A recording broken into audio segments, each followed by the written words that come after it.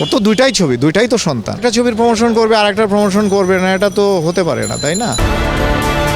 Romantic ছবি, একটা action ঘরানার ছবি। বিগত দিনে সাকিবের 5টা ছবি আসছে না ঈদে, কোনো কাজই বাকি ছিল না। এটা অনেক আগে সাকিবের ডাবিং থেকে শুরু করে এভরিথিং শেষ হয়ে গেছিল।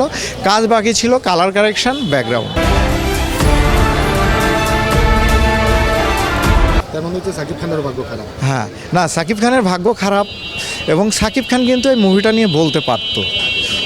ও দাঁতে দাঁত এঁটে না থেকে বলতে পারতো যে ভাই আমার একটা সোশ্যাল রোমান্টিক ছবি, একটা অ্যাকশন ঘরানার ছবি। ওর তো দুইটাই ছবি, দুইটাই তো সন্তান।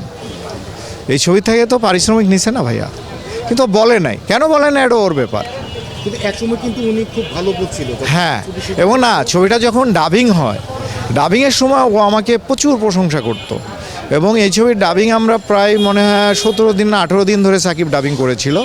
একটা সিকোয়েন্স করে যেত, পরের দিন এসে বলতো না এই জায়গায় আরেকবার করি, ভাল লাগবে। কিন্তু সাকিবের এটা আমি বলবো হিরো হিসাবে মোটেও উচিত হয় নাই। কার ইনফ্লুয়েন্সে ও এটা করে নাই আমি জানি না, কিন্তু এটা ও একটা মানে সুপারস্টার হিসাবে মোটেও ঠিক হয় না আমি মনে করব।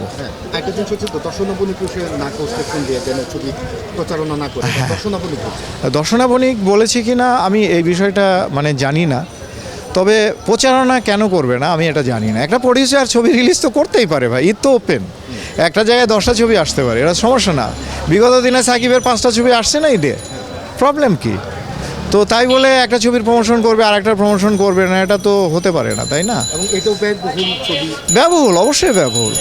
এবং গান সুন্দর, জুবিন নটিয়ার গান গাইছে, তারপরে আলোচিত ছবি, হাইপের ছবি।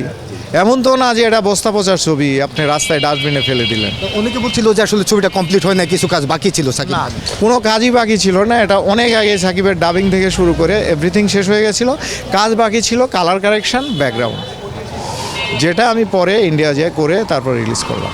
এটা ছবিটা কি মুক্তিটা কি আসলে ভুল টাইমে দেওয়া হয়েছে? এটা আমি ভুল বলবো না, এটা ভুল বলবো না। ছবিটার প্রচারণাই ভুল ছিল এবং ডিস্ট্রিবিউশন হাউস ভুল ছিল, প্রচারণা ছিল না। এবং এটা পাবলিক হয়তো অনেকে জানেই না যে এই মুভিটা রিলিজ হয়েছে। তো প্রচারণা একটা বিরাট বিষয় একটা মুভির জন্য।